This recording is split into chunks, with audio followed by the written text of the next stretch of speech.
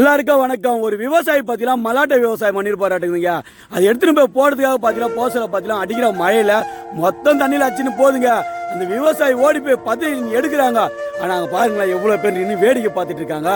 ஆனால் ஒரு விவசாயிக்கு இங்கே ஒரு பிரச்சனை, சாப்பிட்ற உணவு தண்ணியில் அச்சுட்டு போகுது. விவசாயி கதறாங்க.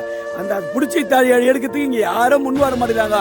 அது நின்று வேடிக்கை மட்டும் எல்லாரும் பார்த்துட்டு இருக்காங்க. மனசு எவ்வளோ ஒரு கல்லறிஞ்ச மனசா இருக்காங்க பார்த்தீங்களா? எங்க 3 வேளை சாப்பாடு நீங்க சாப்பிட்றீங்களா? அது எங்கிருந்து வருது? விவசாயம் மண்ணெண்ண தேவைப்படுது. அந்த வேர்க்கடலை விவசாயம் பண்றதுக்கு அந்த விவசாயி எவ்வளவு கஷ்டப்பட்டிருப்பான். அந்த பொருளை உற்பத்தி பண்றதுக்கு அந்த விவசாயி உழைப்பு எவ்வளவு இருந்திருக்கும். அந்த அடிச்சுட்டு போகுது, அதை வாரி கொடுப்பா, அதை தடுத்துப்போன்னு சொல்லிட்டு உங்களுக்கு கொஞ்சமாவது மனசு இருக்குதாங்க? நீங்க இப்படியே பண்ணிட்டு இருக்கீங்க. ஒரு நாளைக்கு உங்களுக்கு சாப்பாடு இல்லாம போகுது. விவசாயி நாங்க மொத்த பேர் இன்னும் வேடிக்கை பாக்குறோம். அப்பதான் உங்களுக்கு புரிய போகுது விவசாயியோட அருமை. எங்க நாங்க எவ்வளவு கஷ்டப்பட்டு இங்க விவசாயம் பண்ணி உங்களுக்கு பொருளை கொடுக்குறோம்.